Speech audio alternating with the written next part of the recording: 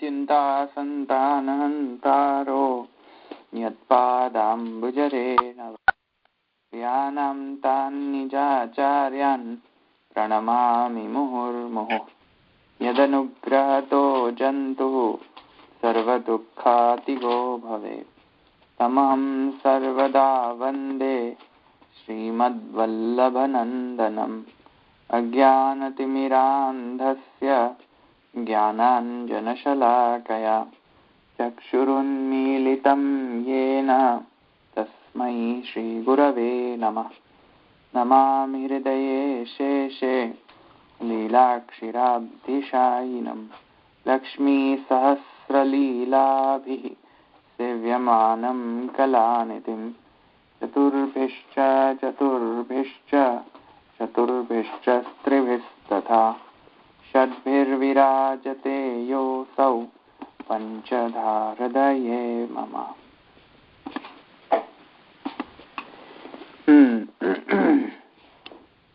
આજે નેક્સ્ટ બીજું સૂત્ર છે, રાઈટ, છેલ્લું. કે તો આપણે આગળ જઈએ હવે. અન્યાર્થંતુ જૈમિનીઃ પ્રશ્ન વ્યાખ્યાનાભ્યામપી ચૈવમ એવ એકે. હવે જો અહીંયા આ સૂત્ર જે છે એ એવો સૂત્ર છે કે જે પોતાનો બાદરાયણનો મત નહીં હોય ને અન્ય મતનો છે. બરાબર. એવી રીતે જેવી રીતે આપણે જેમ બોલીએ છીએ લોપસ શાકલ્યસ્ય, તો એમાં શાકલ્ય મુનિનો રેફરન્સ ત્યાં આવે છે કે આ કહેવું નથી પણ શકલ મુનિનું કહેવું છે. એવી રીતે સૂત્રકાર ક્યાંક ક્યાંક એવા પણ મેથોડોલોજી વાપરતા હોય છે. માત્ર નથી, એવી ઘણા બધા સૂત્રોમાં એવું મળે છે કે પોતાનો મત અન્યને મત સાથે કમ્પેરિઝન કરવા માટે તે અન્ય મુનિ કે અન્ય મત સાથે પણ તેઓ કમ્પેર અને કોન્ટ્રાસ્ટ કરતા હોય છે. તો હા, આગળ ગઈ વખતે આપણે આશ્મરથ્ય અને બાદરી અને જૈમિનીના મતો આપણે જોયા હતા. તો એવી રીતે અહીંયા પણ અન્ય ઋષિઓના જે મત જે છે આ સાથે સંગતિ આ પ્રકરણ સાથે જો થતી હોય તો તે પણ લાવીને તેઓ સૂત્રકાર કરી શકે છે કે એમ આ ઋષિનું માનવું આમ છે અને આ ઋષિનું માનવું આમ છે. એવી રીતે કમ્પેર અને કોન્ટ્રાસ્ટ કરી શકે છે. તો એવી રીતે આ સૂત્રમાં પણ એવી રીતે જ છે કે તે પોતાનો સ્વમત ન હોય ને અન્ય મત છે, અને અન્ય મત પણ બે પ્રકારથી પ્રયોજવામાં આવતા હોય છે. એક કે પોતાના મતના સિદ્ધિના માટે, બરાબર, અન્ય મતના ખંડનાર્થે, બરાબર, અને અન્ય મતના ખંડનાર્થે અથવા સ્વમત સ્થાપનાર્થે અથવા તો પોતાનો મત એ અન્ય ઋષિના મત સાથે કઈ રીતે જુદો પડે છે. આ બંને પ્રયોજનો મુખ્યત્વે હોય છે કે અન્ય ઋષિઓનો પણ મત ત્યાં લેવામાં આવતું હોય છે. અહીંયા આ સૂત્રમાં અન્ય મત કરવો એ પ્રયોજન લાગી રહ્યો છે. અન્ય મત ખંડન જૈમિની દ્વારા, અન્ય ઋષિઓ દ્વારા. એટલે અન્ય મત ખંડન એટલે કે સાંખ્ય મત નો ખંડન કરવા માટે જે પોતાના સાથે મળતો આવતો જે વાત છે નહીં એવા ઋષિનો મત પણ ગ્રહણ કરીને એમ બતાવવા માંગે છે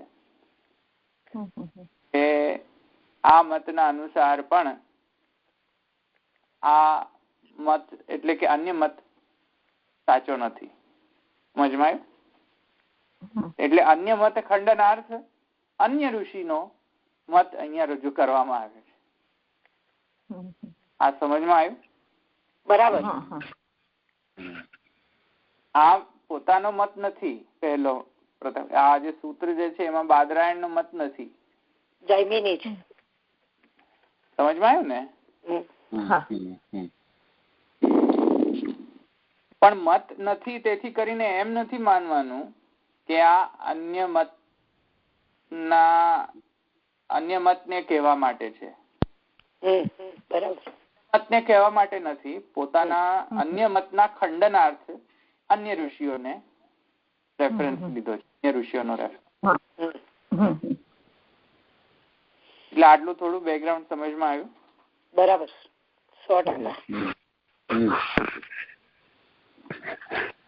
હવે એ રીતે બેકગ્રાઉન્ડ થી જોશો ને હવે આગળ વધારે એને સિમ્પ્લિફાઈડ થશે. હવે કેમ કે આ બાદરાયણ છે, વ્યાસ સૂત્ર છે, તો વ્યાસજીએ જૈમિની નો રેફરન્સ આપ્યો છે. એટલે જૈમિની અને બાદરાયણ એક મત નથી. આ જૈમિની એમના શિષ્ય છે બાદરાયણના. હા, પણ એટલે જુદા પડે નથી એ પણ ને. આ સૂત્રમાં અને આ પ્રકરણમાં જો કે જૈમિની નો મત અલગ છે અને વ્યાસ મત અલગ છે, પણ આ પ્રકરણ માટે બંને મતો એક મત છે દર્શાવવું છે. અચ્છા, એટલે ફરીથી સમજાવું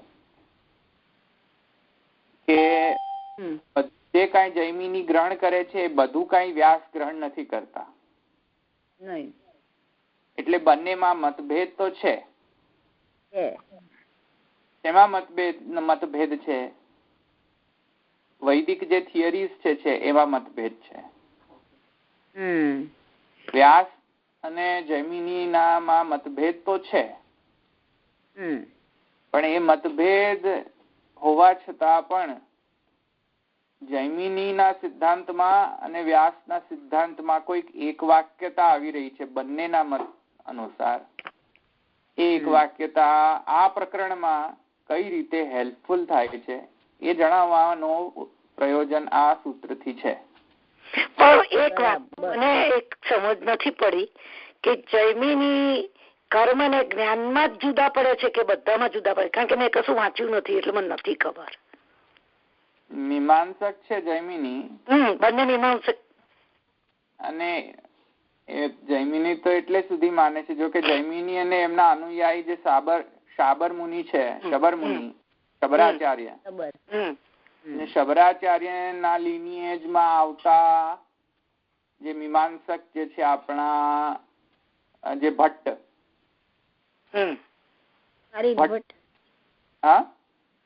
કુમારેલ ભટ્ટ અને પ્રભાકર. બરાબર. હવે આ બધાના લિનિએજમાં શબરાચાર્યજીના લિનિએજમાં અને બધા શાબર ભાષ્ય જે છે ઇત્યાદિ એમાં જેમને વિવેચન કર્યું એ લોકો એટલા એક્સટેન્ટ સુધી ચાલ્યા ગયા ભટ્ટ અને પ્રભાકર કે એ પોતે એટલા બધા એક્સટેન્ટમાં આવી ગયા કે તેઓ ઈશ્વરને જ માનતા નથી.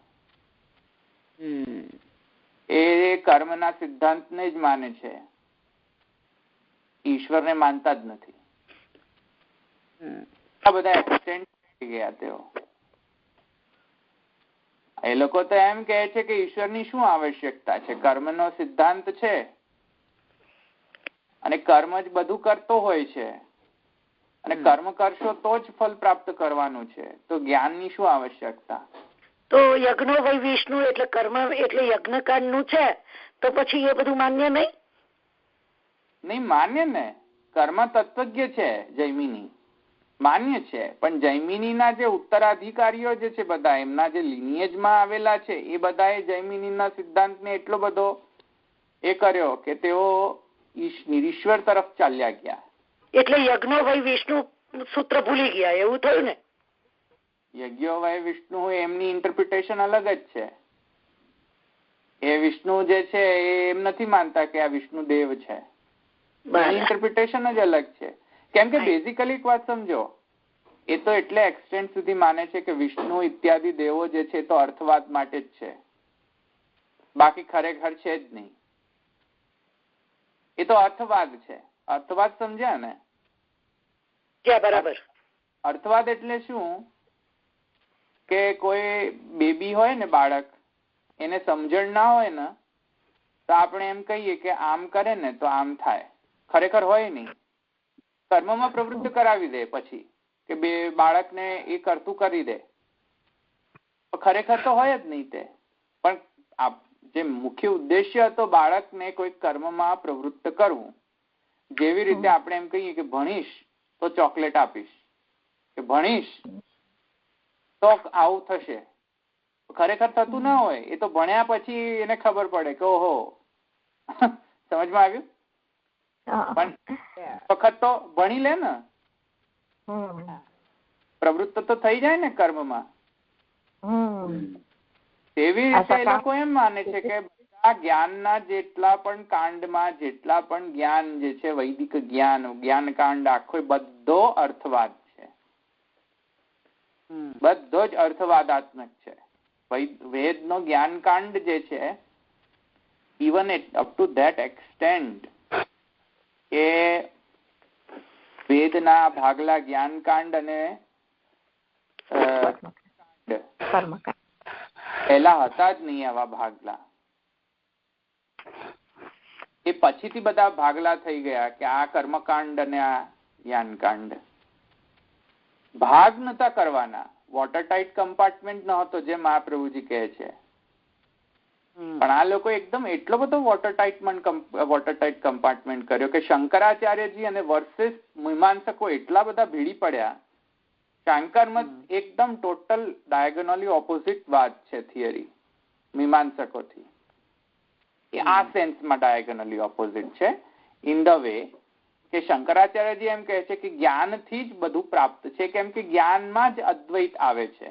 શંકરાચાર્ય કરતા એમના પછીના જે અજાતવાદીઓ થયા એ લોકો તો ટોટલી એકલા જ જ્ઞાનને માને છે, કર્મ છે જ નહીં. એમ એ જ સમજાવું છું કે શંકરાચાર્યજી જે છે, કેમ કે મીમાંસકોનું કહેવું હતું કે બધો જ્ઞાનકાંડ અર્થવાદ છે. મેં તમને કહ્યું અર્થવાદ એટલે રિયાલિટી ન હોય, પણ તમને કોઈક કર્મમાં પ્રવૃત્ત કરવું હોય તો કોઈક સ્ટોરી બનાવીને કર્મમાં પ્રવૃત્ત કરાવી દે. કર્મમાં પ્રવૃત્ત થઈ ગયા પછી જે જોઈતું હતું એ મળી ગયું ને વેદને. તો એ જેવું કઈ છે જ નહીં પહેલામાં પહેલી વાર એઝ પર મીમાંસક. એટલે ત્રિવિધો હિ અર્થવાદ આપણે સમજીએ. હા, ત્રિવિધો હિ અર્થવાદ.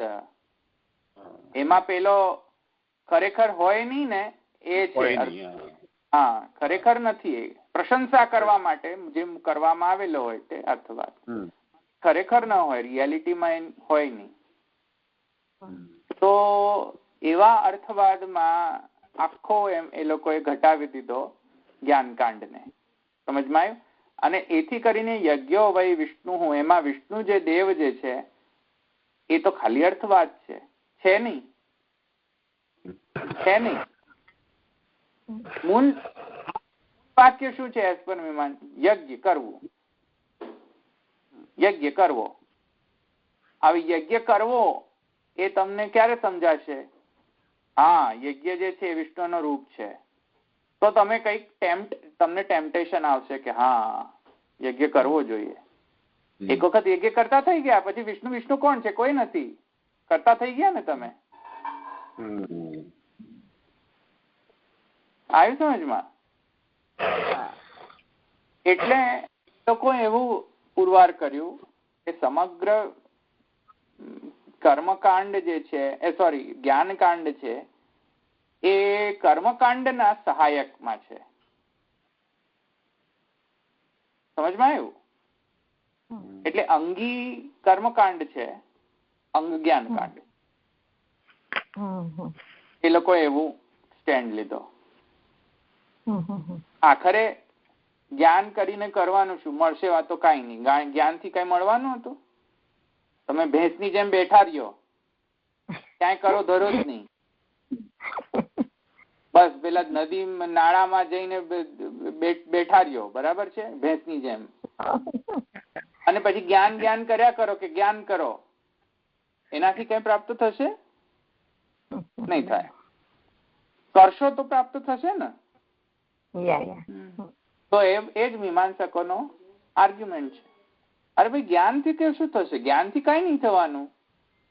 કર્મ કરો એમ કે છે. કર્મ કરો, વૈદિક કર્મ કરો, યજ્ઞ કરો. યજ્ઞથી બધું સિદ્ધ થશે, કેમ કે કર્મ જ મુખ્ય છે.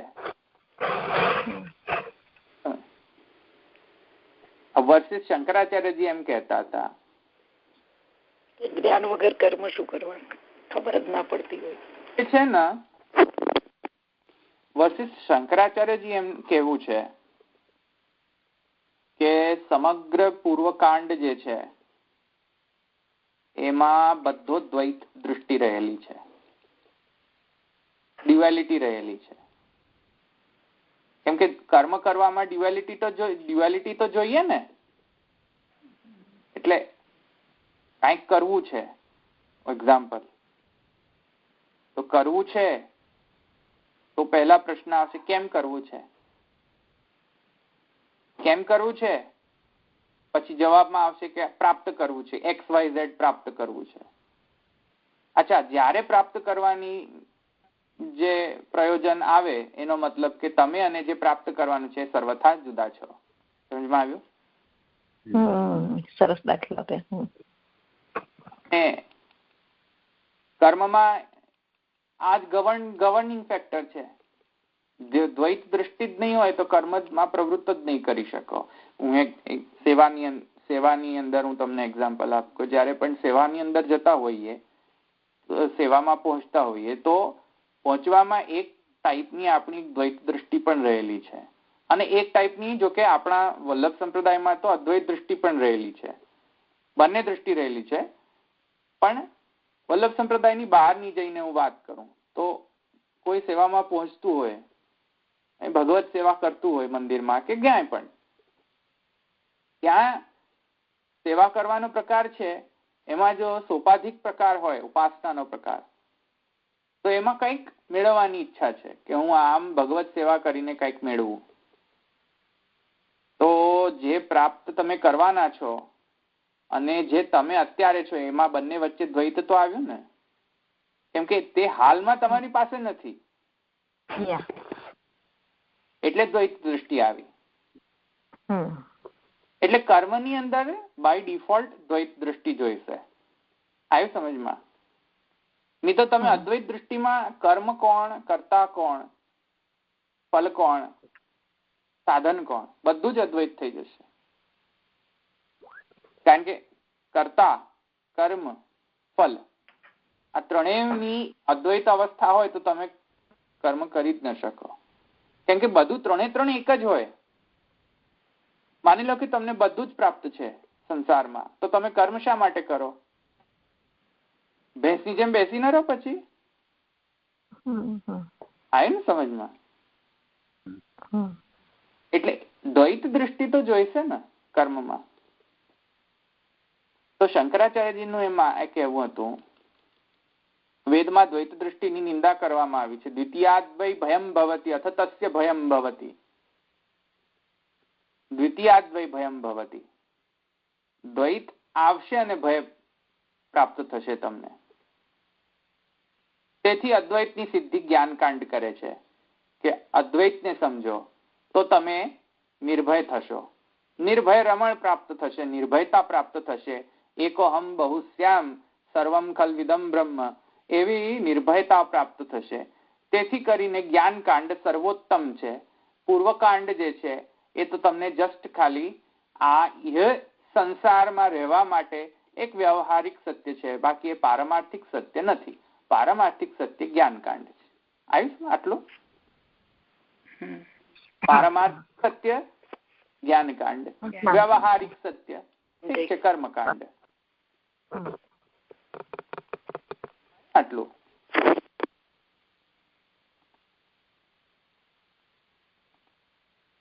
તો શંકરાચાર્યજી એમ કહેતા હતા કે પારમાર્થિક સત્ય અને એક 3 લેવલની સત્યતા છે. પારમાર્થિક સત્ય, વ્યવહારિક સત્ય પ્રાતિભાસિક સત્ય. આ 3 લેવલ છે સત્યના, different levels of in Shankar theory. Shankar theory there are 3 levels of truth, same as Buddha theory. The theory માં પણ પ્રાતિભાસિક કે જે કહ્યું એમાં પ્રાતિભાસિક ભાતિક નહીં ભાષિત પ્રાતિભાસિક પ્રાતિભાષિક પ્રતિભાસ પ્રાતિભાસિક પ્રતિભાસ થવો એ એનો દાખલો જરા કોને કે સમજાશે. પ્રાતિભાસિક એટલે જે તમને જે એવું સત્ય છે કે જે તમને પ્રતિભાસ કરાવે. રસ્સીમાં સાપ એ પ્રાતિભાસિક કહેવાય. રસ્સીમાં સાપ પ્રાતિભાસિક, બરાબર છે.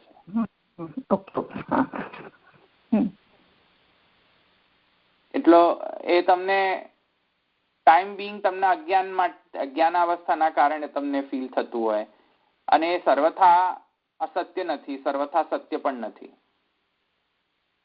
નહીં કમ્પ્લીટ ટ્રુથ, કમ્પ્લીટ ફોલ્સ એવું એ નથી, એવું વિવર્ત છે. તો વિવર્તની કોટી આમાં આવે છે. વિવર્તમાં અનુભવ થાય છે, એકચ્યુઅલીમાં નથી હોતું. આવે જ સમજ, થોડું કોમ્પ્લિકેટેડ. સમજાયું. વિવર્તની કોટી એવી છે કે જે સત્ય પણ નથી ને અસત્ય પણ નથી, નિર્વચનીય છે, અનિર્વચનીય છે. સોરી, ના એવું તો અનિર્વચનીય છે એ લોકોના હિસાબથી, કે વિવર્ત અને અનિર્વચનીય. સત્યમાં પણ ગણવું ન જોઈએ ને અસત્યને પણ. અસત પણ નથી, અસત પણ નથી, સદઅસત વિલક્ષણ છે વિવર્ત. સદઅસત વિલક્ષણ છે, એનું નિર્વચન ન થઈ શકે વિવર્તનું. સદઅસત વિલક્ષણ છે વિવર્ત. તો હું ક્યાં હતો બેઝિકલી? પ્રતિમાબેન ના પ્રશ્નમાં હતો. પ્રતિમાબેન એમ કહ્યું યજ્ઞો વય વિષ્ણુ માં પૂર્વ મીમાંસકોનો સ્ટેન્ડ એવો છે કે વિષ્ણુ આદિ દેવો એ બધા જ અર્થવાદના અનરિયલ છે, બધા રિયાલિટી નથી. રિયલ શું છે? કર્મ. અને શંકરાચાર્યજી વર્સિસ એમ કહે છે કે બધા દેવો તો જો કે રિયલ જ નથી. એ પણ એમ જ માને છે કે દેવો રિયલ નથી, દેવ રિયલ નથી, એ સગુણ બ્રહ્મના વિભૂતિઓ છે. એ પાછી માઇક જ છે, છેલ્લે તો પાછા એ બધા માઇક જ છે. પેલા માઇક ગણે છે, પેલા અર્થવાદ ગણે છે. એટલે દેવ તો બિચારા આમે ગયા. શંકરાચાર્યજીના મતમાં પણ દેવ ગયા. યજ્ઞો વય વિષ્ણુ, તો શંકરાચાર્યજી એમ જ કહે છે કે ભાઈ એ કઈ બાઈ છે નહીં, એ બધું કઈ. અને મીમાંસકોનું તો એ ચોખ્ખું કહેવું છે કે દેવ જેવું કોઈ છે જ નહીં, બધું અર્થવાદ છે. વૈદિક છે છતાં નિરીશ્વર છે. જોયે છે ને કેવું છે? વેદમાં માનનારા પ્રચ્છન્ન બૌદ્ધ કહ્યું. પ્રચ્છન્ન બૌદ્ધ વેદના સૂત્રોમાં વેદમાં રહીને એનું ખંડન કર્યું. પૂર્વ મીમાંસકો પણ પાછા એવા છે કે એ નિરીશ્વરવાદીઓ છે, ઈશ્વરમાં માનતા જ નથી મીમાંસકો. આમ સમજમાં. એટલે આટલો બધો એક્સટેન્ડ સુધી આ લોકો જે ભટ્ટવાદ છે, પ્રભાકર મત છે, ભટ્ટ મત છે, ઇનવે શાબર મત છે એ લોકોનો, પણ થોડા ડિફર થાય છે. પ્રભાકર થોડો ડિફરન્ટ છે, ભટ્ટ થોડો ડિફરન્ટ મત છે, પણ એ લોકો ચોખ્ખા નિરીશ્વરવાદીઓ છે, ઈશ્વરમાં નથી માનતા. અર્થવાદ કહે છે કે બધું અર્થવાદ છે. કર્મ બરાબર એક્સિલેન્ટ છે. કર્મના કારણે જ તમને બધું સુખ દુઃખ પ્રાપ્ત થશે, અને કર્મના કારણે જ તમે મોક્ષાવસ્થા અથવા તો ઉધોગતિ અથવા તો અધોગતિને પ્રાપ્ત કરશો. અન્ય બીજો કોઈ ફિનોમિના અહીંયા છે નહીં. છતાં પણ એ લોકો વેદમાં એટલા બધા માનનારા છે કે વેદમાં જે કહ્યું હોય તે કરવું, ન કહ્યું હોય તે ન કરવું. એટલે હદ સુધી, એક્સટેન્ટ સુધી એ લોકો માને છે. વેદમાં એટલા બધા એ લોકો પૂર્વકાંડમાં માનનારા છે. એટલે જૈમિનીને કર્મ તત્વજ્ઞ કહે છે. યજ્ઞ વય વિષ્ણુ ના માને. તેથી આવી રીતે માને છે, પણ વિષ્ણુને અર્થવાદ કહે છે કે બધો અર્થવાદ છે. વર્ષ શંકરાચાર્યજી એમ કહે છે કે જ્ઞાન માને સત્યમ જ્ઞાનમ અનંતમ બ્રહ્મ યો વેદ નિહિતમ ગુહાયામ પરમેવ્યો મનસોષ્ણુ તે સર્વાન કામાન સહ બ્રહ્મણા વિપશ્ચિતા. અને એમાં જ્ઞાનથી જ પરરૂપતા પ્રાપ્ત થાય છે, પરમ ફલ પ્રાપ્ત થાય છે જ્ઞાનથી જ. અને તેથી કરીને કેમ કે ઉપનિષદ એમ કહે છે કે જ્ઞાનથી જ માને બ્રહ્મવિદ આપનોતિ પરમ है ना, ब्रह्मविद ब्रह्मैव भवति, ब्रह्मविद आपनोति परम. બરાબર. તો શંકરાચાર્યજી એમ કહે છે કે બ્રહ્મવિદ આપનોતિ પરમ, બ્રહ્મવિદ બ્રહ્મૈવ ભવતિ. ત્યાં તો બ્રહ્મવિદ શબ્દ કહ્યું છે, કર્મ કહ્યો નથી. બ્રહ્મને જાણનારો બ્રહ્મ થાય છે એમ કહ્યું છે. તો જાણવાના કેટલા બધા એડવાન્ટેજીસ છે, જ્ઞાન કેટલો બધો ઇમ્પોર્ટન્ટ છે. શંકરાચાર્યજી કહે છે બ્રહ્મવિદ આપનોતિ પરમ, જે બ્રહ્મને જાણે છે તે બ્રહ્મ થઈ જાય છે. તો કર્મની કોઈ અપેક્ષા રહેતી નથી. કેમ કે કર્મની અપેક્ષા રહે જ કેમ? દ્વૈત નથી, અદ્વૈતનો જ્ઞાન થવો જોઈએ તમને કે હું બ્રહ્મ છું, અહમ બ્રહ્માસ્મિ. અદ્વૈત જ્ઞાન થવું જોઈએ, તો પેલી અજ્ઞાન અવસ્થા તમારી નષ્ટ થશે અને તો તમે પેલો ખંડન થઈ જાય થશે. તો જ્ઞાનથી જ બધું પ્રાપ્ત થાય છે, કર્મથી કઈ પ્રાપ્ત થતું નથી. કેમ કે કર્મ બધો જ તમને અધોગતિને પ્રાપ્ત કરાવશે. શંકરાચાર્યજી એકદમ ઓપોઝિટ સ્ટેન્ડ લે છે. આયમ સમજમાં? કર્મ કરો, પણ કર્મ જે છે એ કોને સિદ્ધ કરવા માટે છે? જ્ઞાનને, એમ કહે છે. અને પેલા કેમ કહે છે કે જ્ઞાન કર્મને સિદ્ધ કરવા માટે છે. હવે મહાપ્રભુજી ઇન્ટરવીન કરીને કહે છે બંને એકબીજાના પૂરક છે, બંને એક વગર ચાલે જ નહીં. મહાપ્રભુજીનો સ્ટેન્ડ એ છે બંને એકબીજાના પૂરક છે, બંનેને એકબીજા વગર ચાલશે નહીં. કેમ નહીં ચાલે? કેમ કે કર્મ જે છે એ ભગવાન ક્રિયા શક્તિ છે અને જ્ઞાન ભગવાનની જ્ઞાન શક્તિ છે. જ્ઞાન શક્તિ ને ક્રિયા શક્તિ બંને બ્રહ્મની છે. તો બ્રહ્મની અંદર સમન્વિત કરો તો બધું જ સમન્વિત થઈ જશે. બ્રહ્મને જ તમે ભૂલી ગયા, બીજું બધું જ યાદ રાખ્યું ને ધડ જુદા કરી દીધા. માધવાનંદની જેમ, માધવાનંદની જેમ બે પગ, એક પેલો અને એક બીજો, અજ્ઞ ને દુર્ગ્ય.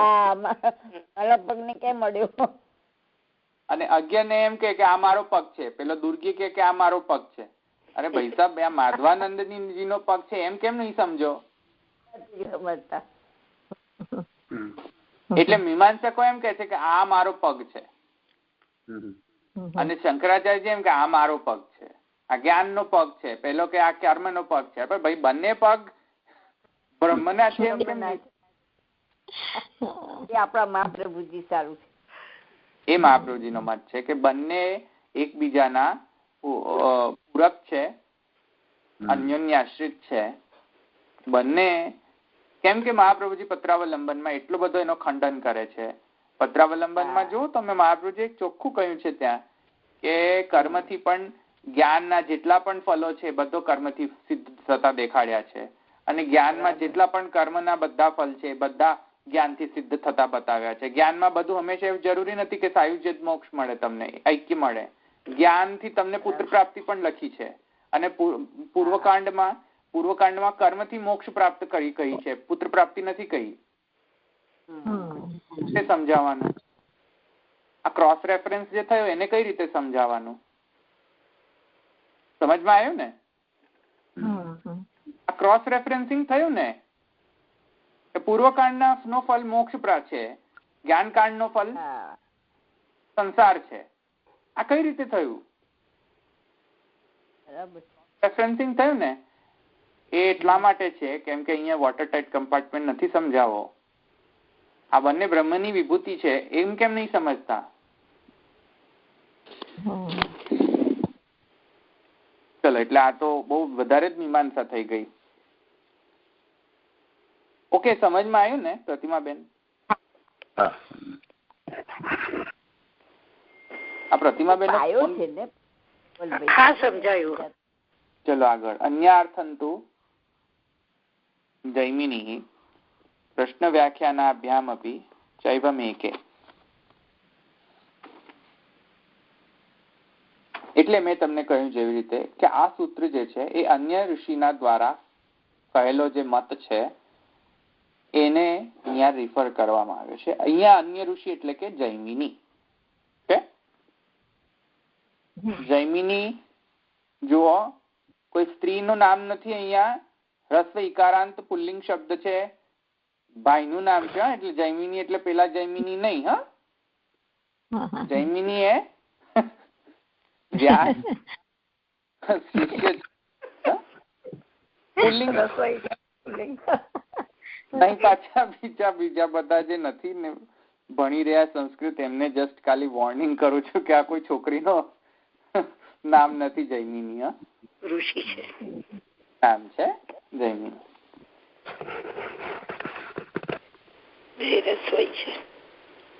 એ અહીંયા એમનો મત અહીંયા કહી રહ્યા છે. શું કામ પ્રયોજવાનું, શું કામ અહીંયા પ્રયોજ્યું છે? વ્યાસજીએ જૈમિનીને કેમ રિફર કર્યા છે? કેમ કે જૈમિની ના મત પ્રમાણે પણ અહીંયા, હવે જો આપણું મુખ્ય પ્રકરણ યાદ કરો. પ્રકરણ શું હતું કે જીવ અને મુખ્ય પ્રાણના લિંગો ના કારણે અહીંયા જીવ પ્રકરણ થાય છે. એવો પૂર્વ પક્ષ હતો ને, તો પૂર્વ પક્ષને આન્સર કરવા માટે એમ કહે છે કે જૈમિનીના મત પ્રમાણે પણ જો જશું આપણે તો પણ અહીંયા જીવ અને મુખ્ય પ્રાણના જે લિંગો જે છે તેનાથી જીવ રિફર થતો નથી ન્યાયથી પણ. સમજમાં? એ જણાવવાનો અહીંયા ઉદ્દેશ્ય છે. એટલે પોઝિટિવ સૂત્ર જગત વાચિતવાદ, નેગેટિવ સૂત્ર જીવ મુખ્ય પ્રાણલિંગાદિતિ છે, અને અન્યાર્થંતુ જૈમિની. આ બંને નેગેટિવ સૂત્ર છે. સમજમાં આવે ને? નેગેટિવ સૂત્ર એટલે ફરી જરા કહેશો પ્લીઝ ધવલભાઈ? જગત વાચિતવાદ પોઝિટિવ સૂત્ર છે, અને ત્યાં જે બંને સૂત્ર છે છેલ્લા બે નેગેટિવ સૂત્ર છે. નિષેધ સૂત્ર. હા, કે આવો મત નથી એમ નિષેધ કરતો છે. જગત વાચિતવાદમાં સ્વમત સ્થાપન છે, અને જીવ મુખ્ય પ્રાણલિંગાદ અને અન્યાર્થંતુમાં અન્ય મત ખંડન છે. નેગેટિવ પોઝિટિવ એવી રીતે હું કહી રહ્યો છું. જો કે અહીંયા એવું લખ્યું નથી, એ તો મારી હું એવી રીતે ડિસ્ક્રાઇબ કરું છું કે પેલા બે નેગેટિવ, પહેલો પોઝિટિવ.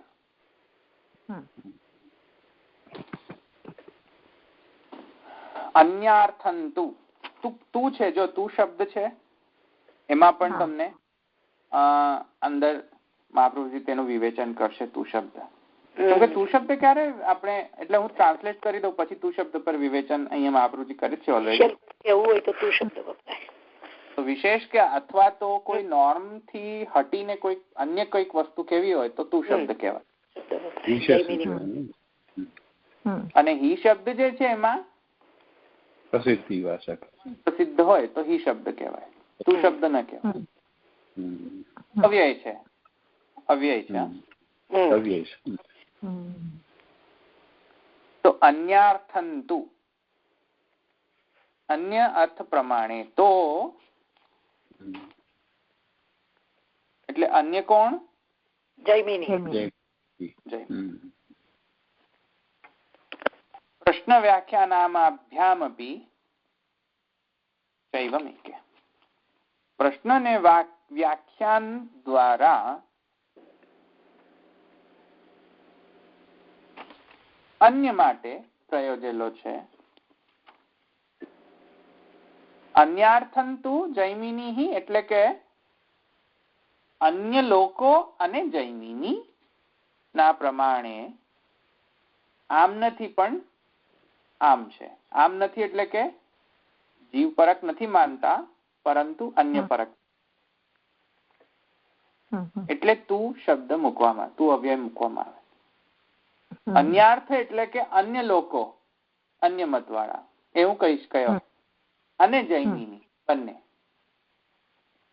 ઓકે, સમજમાં આવે ને? તો જૈમિની અને અન્ય લોકો આ બંને એમ માને છે કે જીવ અને મુખ્ય પ્રાણોના જે લિંગો તહીં અંદર ઉપનિષદમાં પ્રકરણમાં આવેલા છે એ બધા જીવ પરક ન હોઈને અન્ય પરક છે. કેમ? પ્રશ્ન અને વ્યાખ્યાનથી સમજમાં આવે છે. પ્રશ્ન વ્યાખ્યાનાભ્યામ અપી. ઓકે, તો મને એક વાત ના સમજાઈ. આપણે પહેલા એવું કહ્યું કે આપણે જે અન્ય મતનું ખંડન કરવા માટે આપણે આ ઋષિનું એટલે જૈમિનીનું આપણે વાત લાવ્યા છે કે એ જીવ બ્રહ્મવાદ નથી, એના પર આપણે આવ્યા. બરાબર. હવે અત્યારે તમે આમ કહો છો કે અન્ય જે મત છે એ અને જૈમિની એ બંને આ રીતે કે છે, એવું કઈ તમે કહ્યું ને? એટલે જૈમિની અને વ્યાસ મત જુદા હોવા છતાં પણ મેં તમને કહ્યું હતું કે જુદા હોવા છતાં પ્રમાણ હોવા છતાં પણ આ પ્રકરણમાં જો જૈમિનીના મતથી પણ આપણે સમજીએ તો પણ એ જીવ પરક સિદ્ધ નહીં થાય એવું કહેવાનો આશય છે. હા, જીવ પરક સિદ્ધ નહીં થાય. હા, બસ એટલે કહે છે કે અન્ય માટે છે, અન્ય પર છે, જીવ પર નથી, પ્રકૃતિ પર નથી, અન્ય પર. ઓકે ઓકે, અન્ય એટલે ઓકે, સમજી. અન્ય અર્થ છે. જુઓ, અન્ય અર્થ એટલે અન્ય અર્થ માટે છે. સમજાયું? અન્ય એટલે શું છે? જીવ મુખ્ય પ્રાણેતર અન્ય. એટલે બ્રહ્મ જ લઈ લેવાનું એવું થયું ને? ના, એ બ્રહ્મ તો પછી એટલે કેમ કે નેગેશન માં છે એટલે પછી એમને ના પાડેલી છે. એ છે શું એ તો અંદર વ્યાખ્યા કરશે ભાષ્યમાં. પણ નેગેશન છે ને અહીંયા કે નથી, એમ અન્ય માટે છે.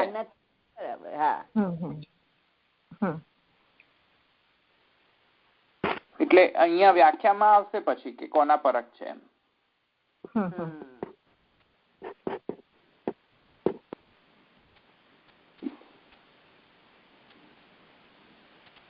ઓકે, હવે આટલું સૂત્રનો અર્થ થઈ ગયો ને. હવે આપણે આગળ જઈએ. જુઓ,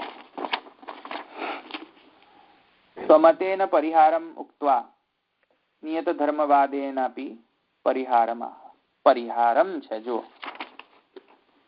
પરિહાર કરવો ઉદ્દેશ્ય છે, સ્થાપન કરવો ઉદ્દેશ્ય નથી. સમજમાં આવ્યું? એટલે હું એમને કહું છું કે આ નેગેટિવ સૂત્ર છે.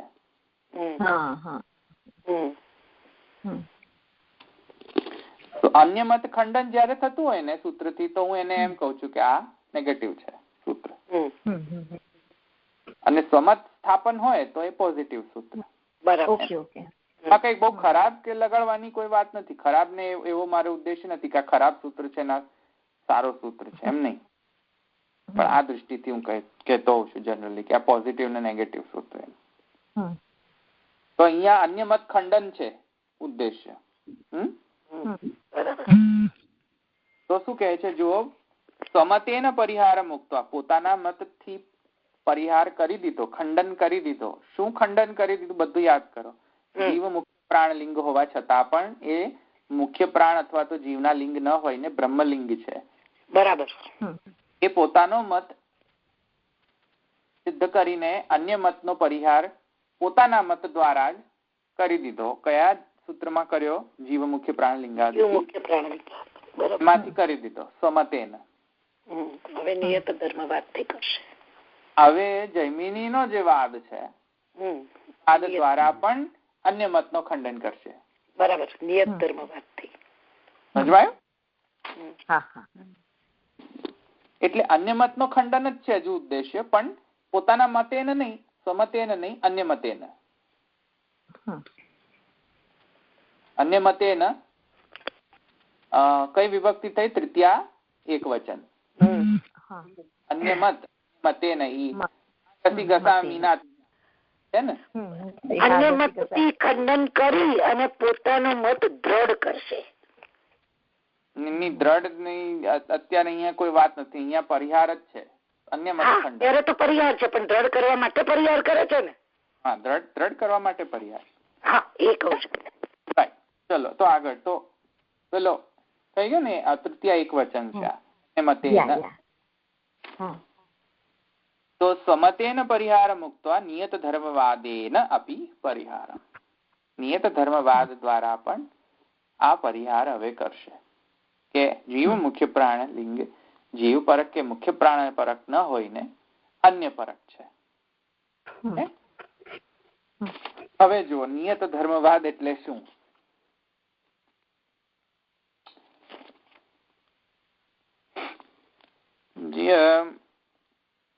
જો સુષુપ્તિ અને જે પ્રતિબોધ હતો ને, જે સ્વાપ,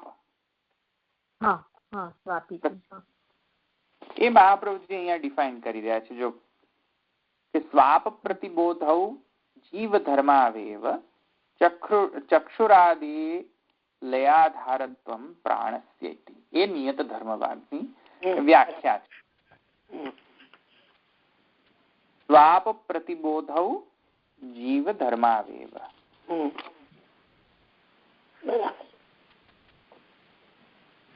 અંદર ક્લિયર કટ નહીં લખ્યું, પણ આ રશ્મિકાર પ્રકાશકાર ને લીધે આપણને સમજમાં છે. એટલે ત્યાં એક જસ્ટ ખાલી નોટ લખી લેજો કે આ એમની ડેફિનેશન છે નિયત ધર્મવાદની.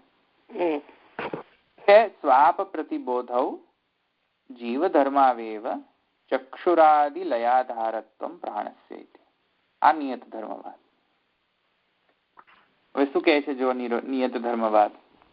નિયત ધર્મવાદી કોણ છે? આપણા જૈમિની નિયત ધર્મવાદી છે. અને નિયત ધર્મવાદ એમ કહે છે કે સ્વાપ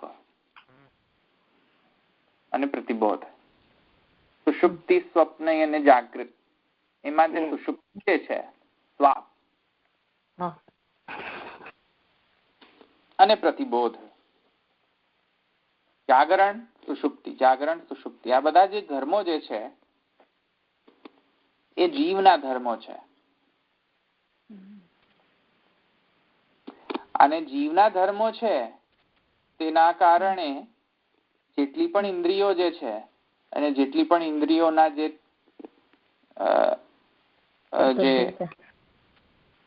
જે તન્માત્રાઓ છે એ બધાનો લય પ્રાણમાં થાય છે. અહીંયા રિફર કરજો, પ્રાણ ડઝન્ટ મીન બ્રહ્મ. અહીંયા બ્રહ્મ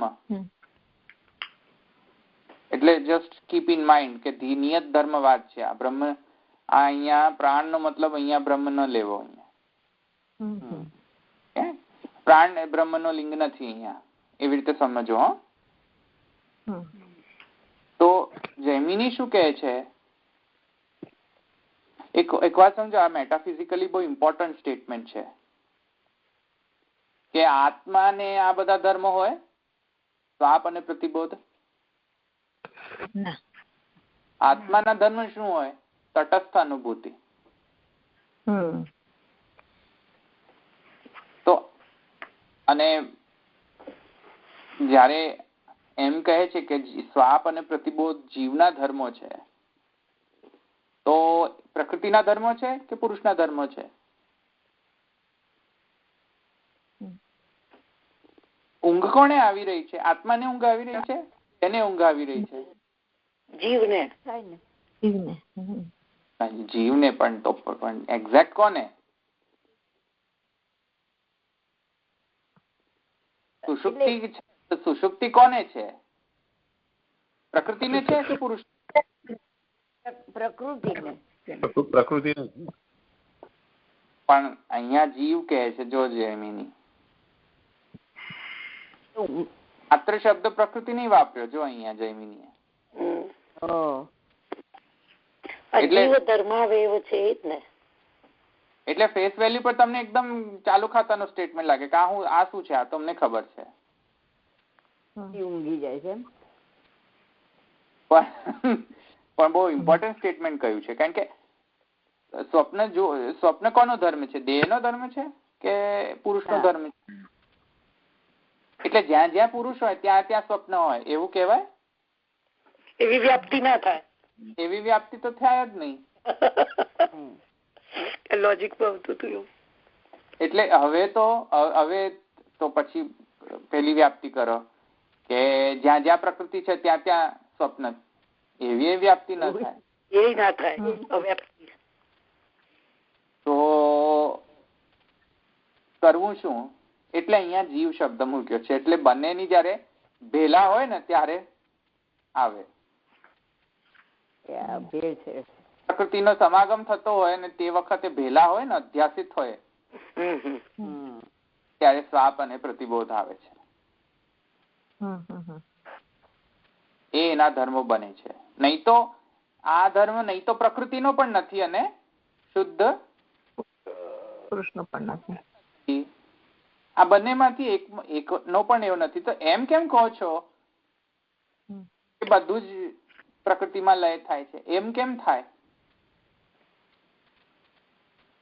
જે પૂર્વ પક્ષી છે એમ શું કહે છે કે પ્રાણે એવ એકદા ભવતી, પ્રાણે એવ એકદા ભવતી, એટલે બધું પ્રકૃતિની અંદર લય થાય છે. અરે ભાઈ સાહેબ, પુરુષની લય પ્રકૃતિની અંદર થાય છે? એ કઈ રીતે થાય? સમજમાં આવ્યું? જૈમિનીના હિસાબથી તો એ બંને જીવના ધર્મો છે. બંને મિક્સ થાય ત્યારે જ ધર્મ પ્રકટ થાય છે, સ્વાપ પ્રતિબોધ. સ્વાપ પ્રતિબોધ જો જીવનાથી પ્રકટ થતા હોય તો બધું જ એકલું પ્રકૃતિમાં કઈ રીતે લય થાય? સમજમાં આવ્યું ને? એટલે જો કે બંને આચાર્ય જુદા જુદા મત જુદા સ્ટેન્ડ ધરાવે છે અન્ય મતમાં, અન્ય પ્રકરણમાં, પણ આ પ્રકરણમાં તો બંને એમ જ કહે છે કે જો સ્વાપ અને પ્રતિબોધ, સ્વપ્ન, જાગૃત અને સુષુપ્તિ અવસ્થા જે છે એ નહીં તો પ્રકૃતિની નથી એકલી અને નહીં તો એકલી પુરુષની પણ નથી. એ તો બંને જોડે ભેગા થઈ જાય અને મહત્તત્વ પ્રકટ થાય ત્યારે જ એનો ધર્મ પ્રકટ થાય છે. ભેલસેલ થતું હોય જયારે અયોગોલક ન્યાયથી ભેળસેળિયું થાય ત્યારે જ સ્વાપ અને પ્રતિબોધ ધર્મો પ્રકટ થતા હોય છે.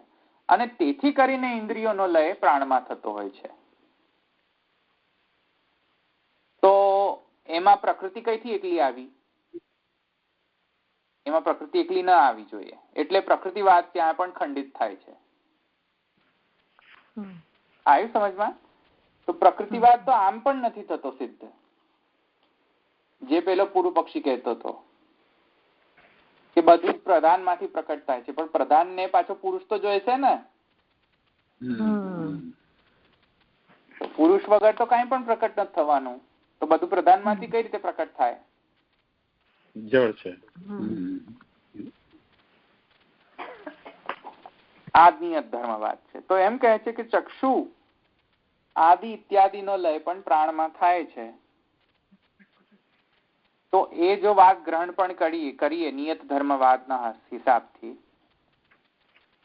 તો તેમાં પણ આ બધા લિંગોને જોતા તો અન્ય જ કંઈક તત્વ સિદ્ધ થાય છે. પ્રધાન સિદ્ધ થતો નથી. એટલે કે પ્રકૃતિ એટલી સિદ્ધ થતી નથી. ઓકે, કઈ રીતે? હવે બધો આખો બધો વ્યાખ્યાન હવે કરશે મહાપ્રભુજી કે કઈ રીતે સિદ્ધ નથી થતો. એ બધું હવે વ્યાખ્યાન મહાપ્રભુજી કરશે કે કેમ એમ છે કે નિયત ધર્મવાદથી ને પણ જો આપણે સમજીએ તો પણ અહીંયા જીવ સિદ્ધ કે મુખ્ય પ્રાણ સિદ્ધ એકલો માત્ર થતો નથી. અહીંયા એનાથી કંઈક અન્ય જ સિદ્ધ થાય છે. લક્ષણો બધા એવા છે, શબ્દો એવા લખાયા છે કે પ્રાણ એવ એકતા ભવતી, પણ એ પ્રાણ શબ્દ જે છે એ કંઈક અન્યનો જ સૂચક છે. એ પ્રાણ એટલે પ્રકૃતિમાં જે વાયુ તત્વ છે એનો સૂચક નથી.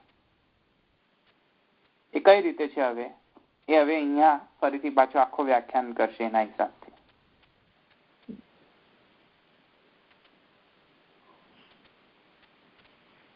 અહીંયા સમજમાં આવે છે? થોડો ક્લિષ્ટ છે પણ સમજવું પડે. સમજવું પડે.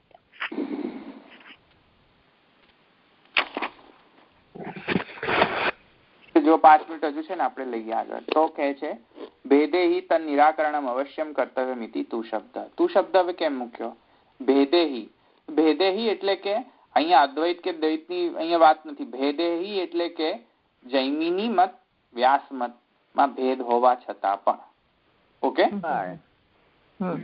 ભેદેહી એટલે અભેદ ભેદ નહીં. હા, ભેદેહી એટલે કોનામાં ભેદ છે? ભેદમાં પણ ભેદ. ભેદેહી એટલે સપ્તમી વિભક્તિ છે જો એક વચન. તો ભેદમાં પણ ભેદ શામાં? જૈમિની વ્યાસમત બંનેમાં ભેદ હોવા છતાં પણ તન નિરાકરણમ અવશ્યમ કર્તવ્ય. આ મતનો તો નિરાકરણ અવશ્ય કરવો જોઈએ. તેથી કરીને તું શબ્દ મૂકવામાં આવે. ઓકે, તું શબ્દ જુદું ગણવા માટે નથી આવ્યો. તું શબ્દ આના માટે પ્રયોજન કરવામાં અવશ્ય કર્તવ્ય છે કે આ મતનો નિરસન કરવો જોઈએ. તેથી કરીને તું શબ્દ મૂક. ભેદ હોવા છતાં પણ. ઓકે, હું ને તું જુદા છીએ પણ અત્યારે આપણે એક જ કામ કરીએ છીએ. તેથી તું શબ્દ મૂક્યો છે. કહે છે બ્રહ્મ પ્રતિપત્યર્થમ એવ જીવ લયો ભવો જીવલયોદ્ભમો મૃતિવૈલક્ષણ્યેન પ્રાણકીર્તમાશ્રય બ્રહ્મબોધાય.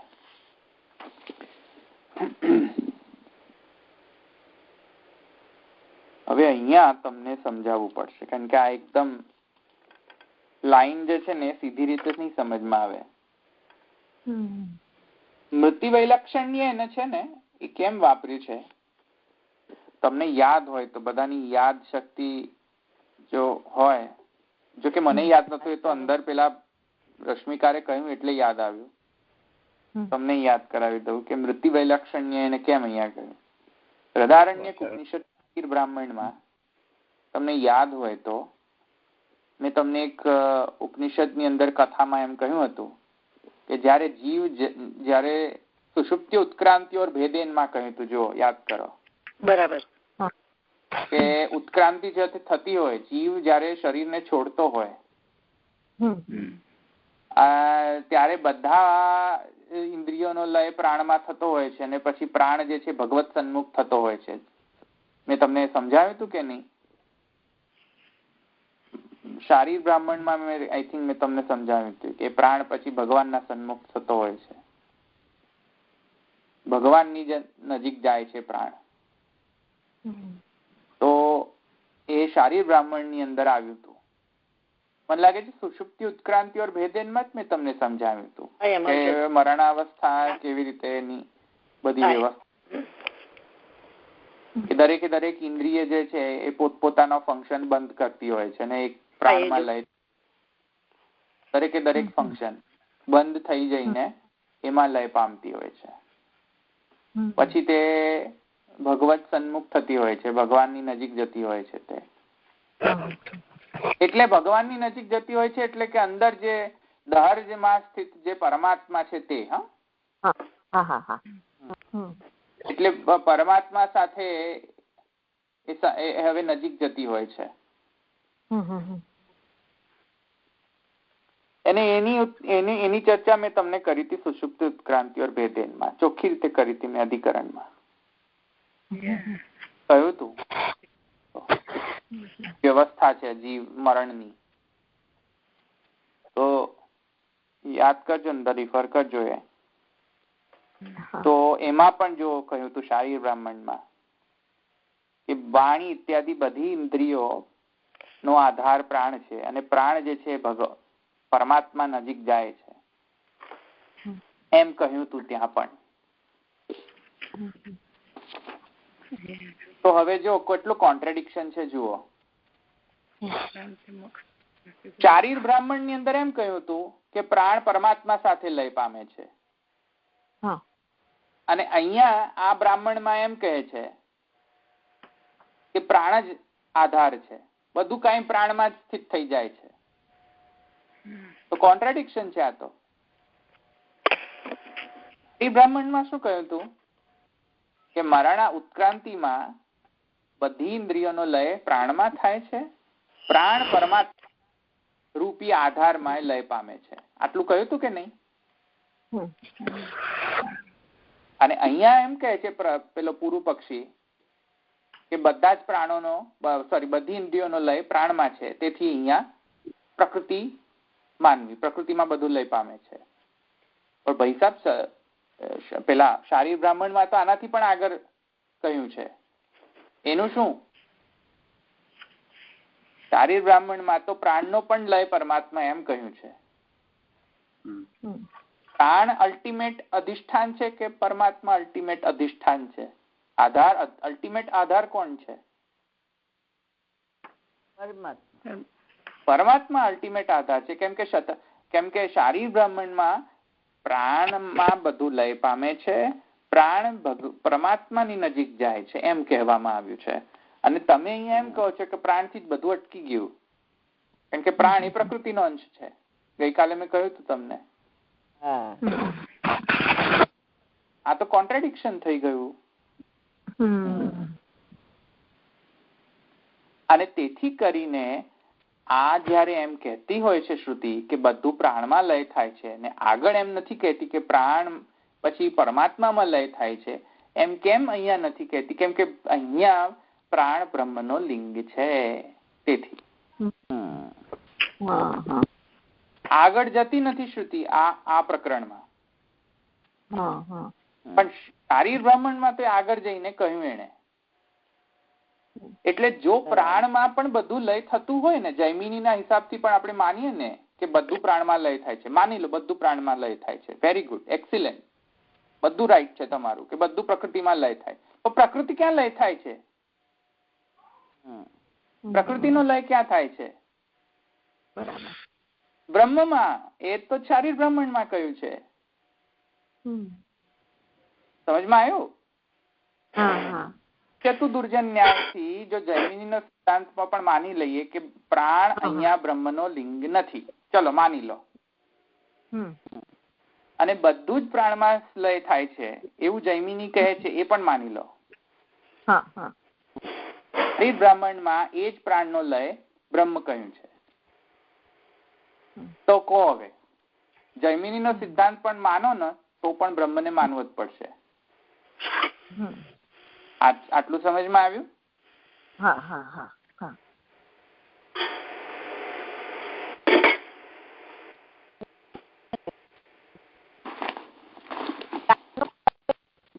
કોઈને સમજમાં ના આવ્યું તો કહો, અહીંયા આજે ક્લિયર કરી દે, પછી નેક્સ્ટ ટાઈમ પાછું ભૂલી જશો. બોલો, કોઈ બોલતા હતા? હલો, હવે સંભળાય છે? હા, હવે સંભળાય છે, બોલો. હા, જૈમિનીનું કહેવું એવું છે કે પ્રાણમાં પ્રકૃતિ વગેરે બધું લય થાય છે, રાઈટ? ના, એવું નથી. જૈમિની એમ કહે છે કે બધી ઇન્દ્રિયોનો લય પ્રાણમાં થાય છે. હા, રાઈટ, એમ જ તો હું કઉ છું, બધી ઇન્દ્રિયોનો લય પ્રાણમાં થાય છે. હા, અને આપણે ગઈકાલે તો એવું જોયું કે પ્રાણને બ્રહ્મનું લિંગ કહ્યું છે, રાઈટ? એ જૈમિનીના મતે લિંગ નથી. હા, જૈમિનીના મતે લિંગ, એટલે એ બંનેમાં ફરક થયો. ફરક થયો ને, કારણ કે સ્વમત તો એવો જ કે પ્રાણ એ બ્રહ્મલિંગ છે, એ સ્વમત છે. એ સ્વમત છે. હા, એ મને બરાબર સમજાય ગયું. મત શું છે કે બધા ઇન્દ્રિયોનો લય પ્રાણમાં થાય છે. જે કયો પ્રાણ કે જે બ્રહ્મનો લિંગ નથી. ના, તો એ સાંખ્યના જેમ જ થયું ને.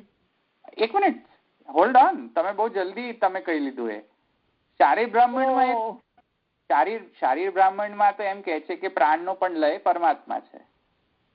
હા, તો જૈમિનીનો પણ મત માનો તો પણ બ્રહ્મને માનવું જ પડશે. અચ્છા, સમજમાં આવ્યું?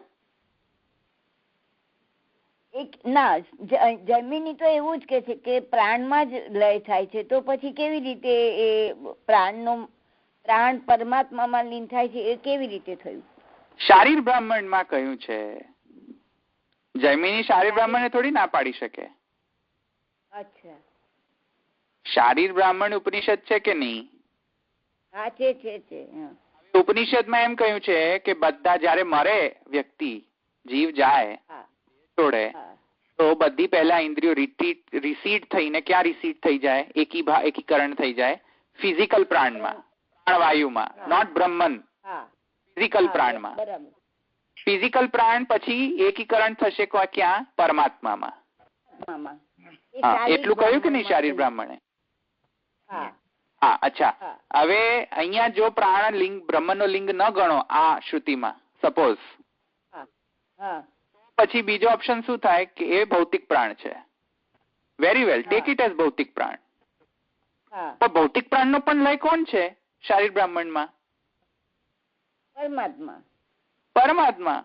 તો તમને જૈમિનીનો પણ મત જો સ્વીકાર કરશો ને, તો પણ જીવ નહીં થાય સિદ્ધ, કે મુખ્ય પ્રાણ સિદ્ધ નહીં, પરમાત્મા જ સિદ્ધ થશે. સમજમાં આવ્યું? એ રીતે કહેવાનો અર્થ છે. એટલે એમણે કહ્યું કે સ્વમતેન નહીં, અહીંયા સ્વમત શું હતો? પ્રાણ બ્રહ્મલિંગ છે. જૈમિની ડઝન્ટ કન્સિડર પ્રાણ બ્રહ્મલિંગ.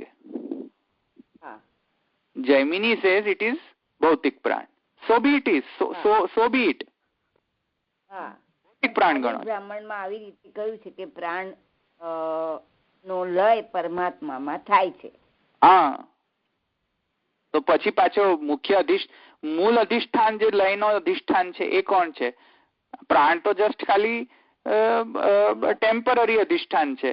પ્રાણ પણ પાછો કોણ અધિષ્ઠાનમાં લય થાય છે? પરમાત્મામાં.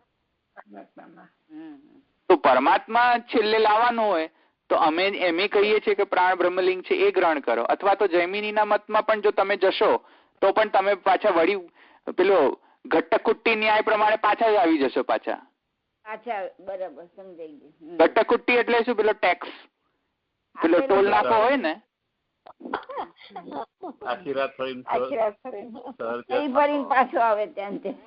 પાછો ત્યાં જ આવજો. અરે મા બાપા, પાછો ટેક્સ ભરવાનો થયો. એક તો ટોલ નાકો બચાવતા તો કેટલા કિલોમીટર પાછા જુદી રીતે ગયા. પાછું જયારે નીકળ્યા પાછા બહાર આવ્યા ત્યારે પાછો ટોલ નાકો જ ભટકાયો. એનો એ જ, એને ઘટ્ટકુટ્ટી ન્યાય કહેવાય.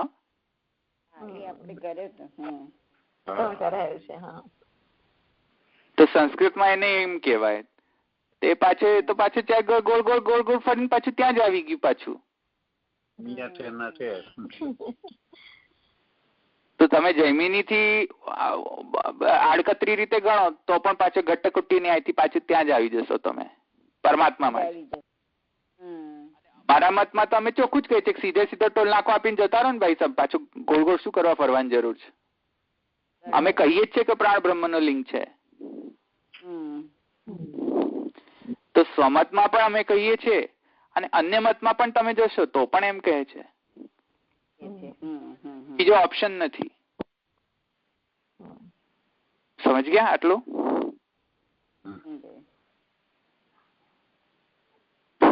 હવે નેક્સ્ટ બધું તમે જાતે વાંચી લેશો. એકદમ ઈઝી છે. હવે તો આ યાદ રાખજો અને પછી વાંચજો. હવે નહીં વાંધો આવે તમને.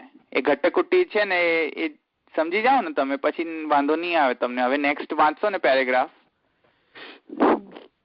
તમને સમજમાં આવી જશે જાતે જ. મારી જરૂર નહીં પડે.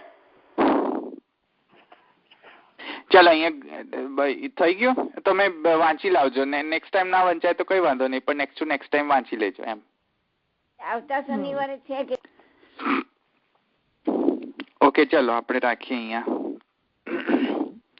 નેક્સ્ટ ટાઈમ વાંચીને આવજો. અત્યારે નેક્સ્ટ વીક નહીં પૂછું, પણ પછી એના નેક્સ્ટ વીક સુધીમાં તો તમે વાંચીને રાખજો. હા, અને જાતે.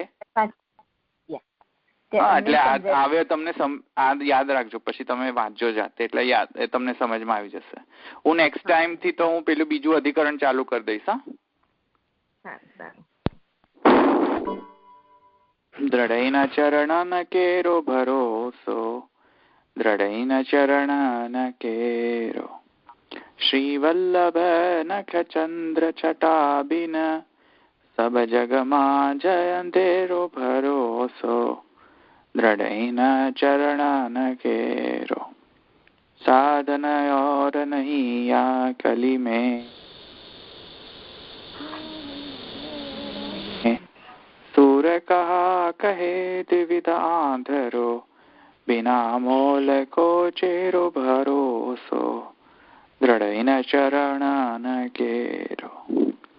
श्री वल्लभाधीश की जय, श्री गोपीनाथ प्रभु चरण की जय, श्री गोसाई जी परम दयाल की जय, श्याम सुंदर श्री अम्ने महारानी की जय, श्री द्वारिकाधीश की जय। सर्वे वैष्णव जय श्री कृष्ण। जय श्री कृष्ण। जय श्री कृष्ण।